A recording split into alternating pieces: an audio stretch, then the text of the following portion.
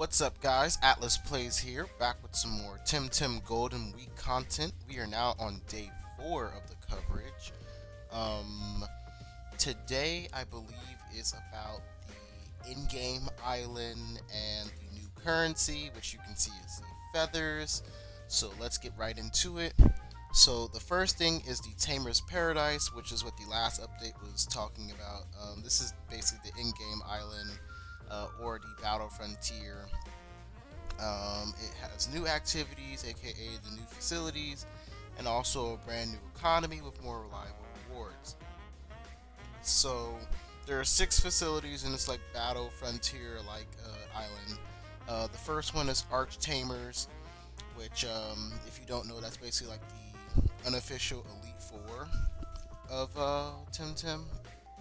Yeah, and you'll encounter them in the story. And in this game mode, you were able to basically have like a dojo rematch with them, but you need to defeat them consecutively. Oh, excuse me.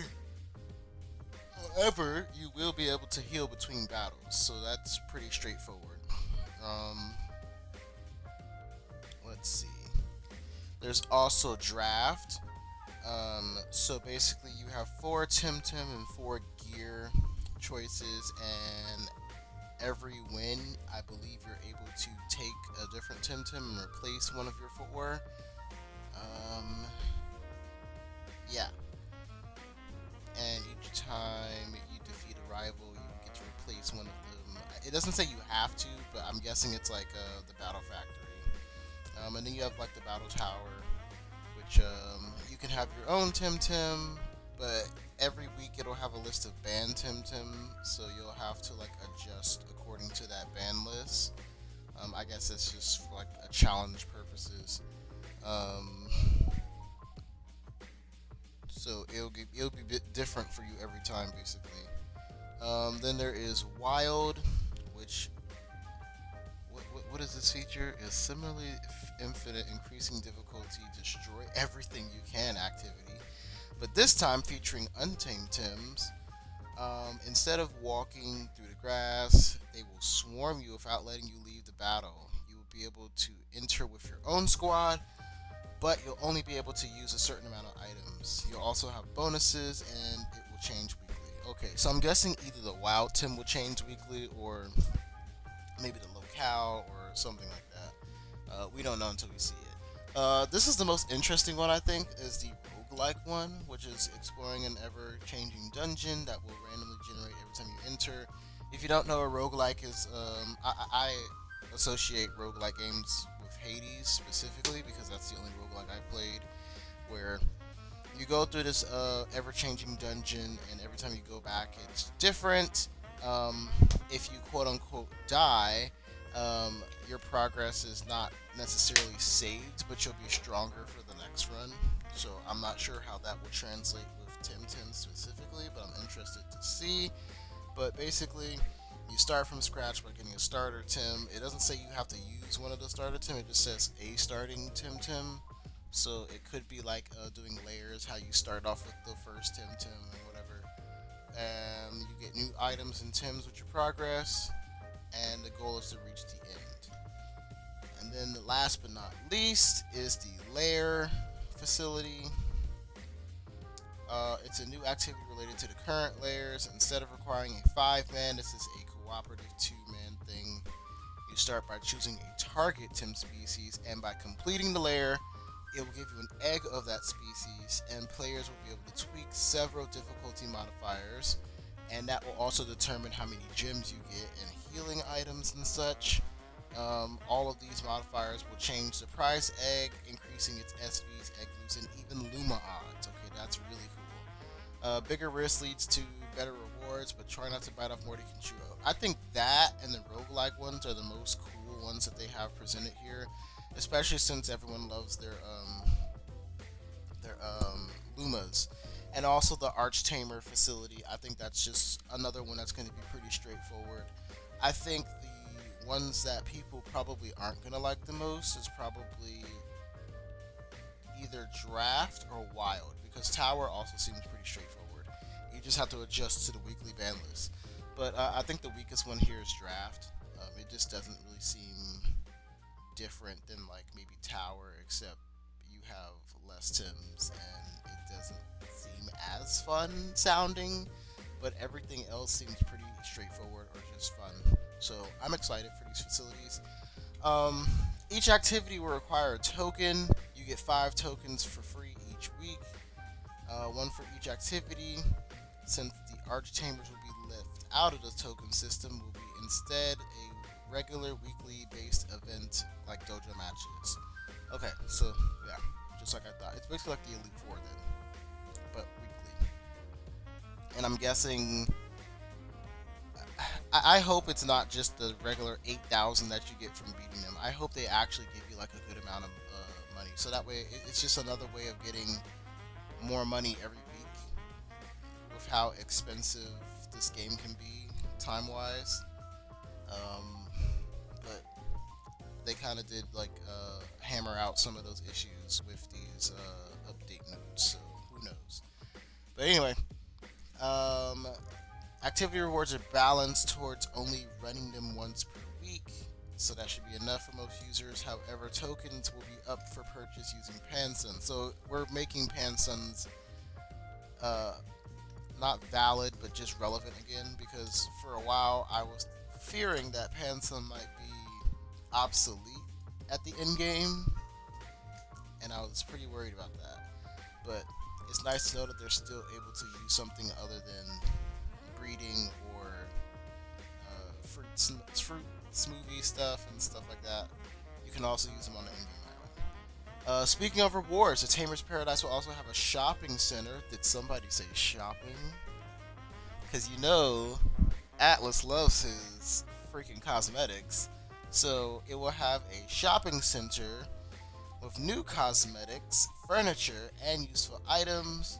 However, your Pansuns aren't worth anything here, so this is where the feather system comes into play. Feathers are a new currency. You'll be able to get feathers on almost every activity, old and new. Every activity in Tamer's Paradise will grant a good chunk of feathers depending on your performance. So I guess feathers are basically the BP of this game. If you don't know, in Pokemon, if you go to specific battle facilities, you earn battle points. So like in the 7th generation games of Alola, you go to the battle tree and you get battle points, and there you were able to get Mega Stones and battle items.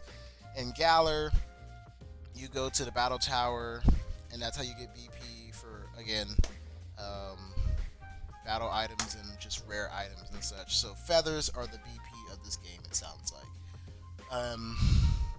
Their goal with feathers is to limit RNG associated with getting rewards. So with the feathers, you're not only able to get cosmetics. I'm guessing Baldy style is a hairstyle, like you can be bald now. You can get more housing items and some items that you'll be able to get directly with feathers, like radars.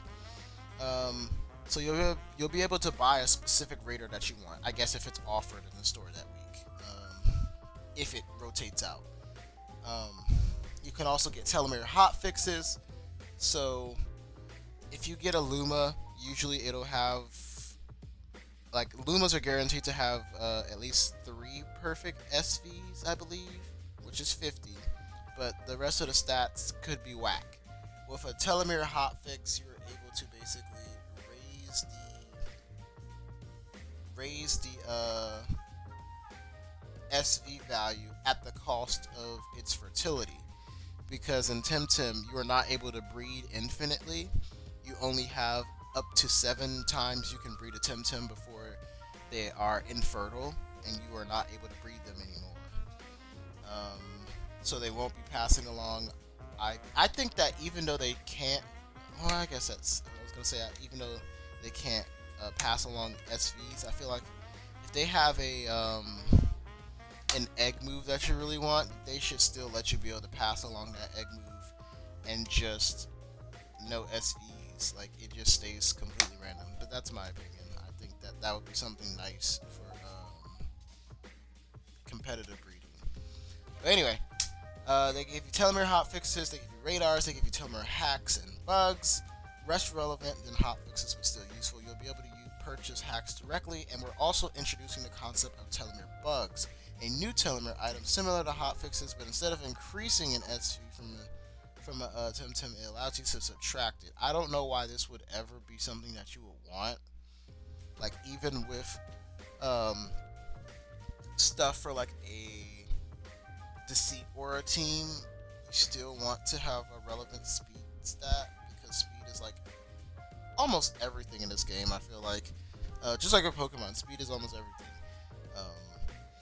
Because it's not like you can. There's a trick room type of move that can be learned. Like there's no trick room. Trick room is an ability, and it lasts for like 3 or 4 turns. So I don't know how I feel about the bug thing. It just seems unnecessary. But you also have essences. So you know about candies, fruits, and smoothies. We're also introducing a new tier, essences. Fruit essences will add 100 TVs to a stat of your choice. Um, Depending on how much that is, I wonder if it's even worth going after, where you can just get 5 regular fruits. But we'll find out. Because I want to say it's like 500 for the 20. So if it's more than that, is it even worth it? But you also get a new learning aid item. Learning aids, again, are the 30-minute lucky egg item that doubles your experience. So with Learning Aid Plus, it triples the experience and lasts 60 minutes instead of 30 minutes.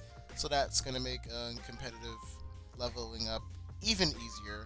So you want to probably save that until you have like a team of Tim that you're trying to level up as well.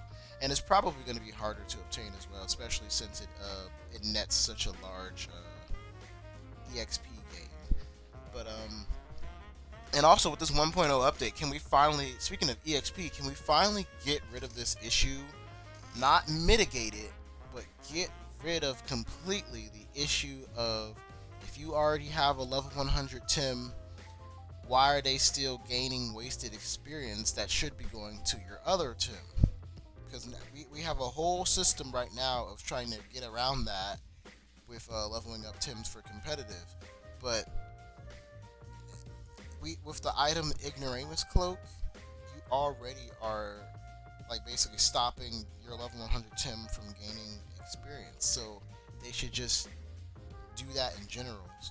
Like I don't even care if it makes the Ignoramus Cloak irrelevant. I just don't want that. It just makes no sense. But anyway, little rant aside, the last item that they have that they mentioned before is Soul Binders. So basically, if you have a Tim that you don't own, you're not able to use hot fixes on it to mess with its SVs, which are basically IVs in Temtem. SVs are IVs and TVs are EVs, if you're a Pokemon player. But with the Soul Binder, you're able to bind your soul to the Temtem, and you're able to use hot fixes on them. And you'll be able to get them with feathers. So that's it for this. The last update.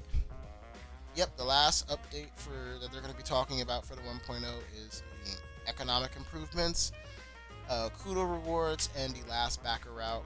So interested to see what the economic improvements are, especially since it's very hard to make money in this game if you're like new, and even when you're quote unquote veteran player, just the amount of money that you need for certain things takes such a long time. So I hope there's better improvements for that outside of just the battle facilities, because I think the only thing that really nets you Pansun rewards, because remember, gems you have to buy, feathers are given to you from completing the battle the battle systems, but Pansun specifically, the only thing in the battle facility is the Arch Tamer thing, which is the elite for it, but you can only do that once per week. So, and then the last backer route, well, I don't know what Kudos is, so I can't really speak on that. So we'll see what that is tomorrow.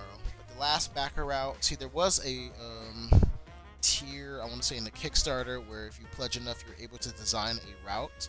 So the first backer route is in the island of Tukma, and where you land in your little airship boat place, if you go all the way down and to the right, it's like a whole route of like grassland, and it's really pretty. So I wonder where they're gonna put this last backer out, or if it's just gonna be on the endgame island itself. But anyway, if you enjoyed this, please go ahead and tell me below. Are you excited for anything with this specific update? I think for me specifically, I'm really excited for the Arch Tamer, just for the possibility of more money. The roguelike and the lair options seem very fun as well. I'm not really keen on the draft thing, but we'll see how that works out. Um, I also am excited to get my Learning 8 Plus, my specific radars, and Soul Binders.